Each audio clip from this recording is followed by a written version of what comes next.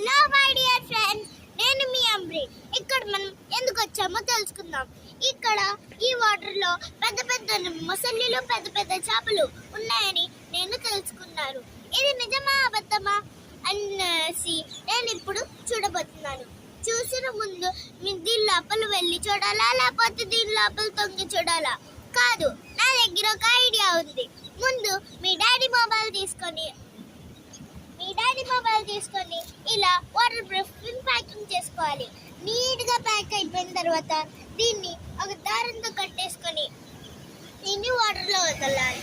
వదిలిన ముందు దీన్ని వాటర్ లో వదిలిన ముందు నేను మీకోసం ఇంత కష్టపడి మా డాడీ ఫోన్ ని తీస్తున్నాను కదా, అందుకే నా వీడియోని లైక్ చేసి సబ్స్క్రైబ్ ఇంకా బెల్ ని క్లిక్ చేయండి.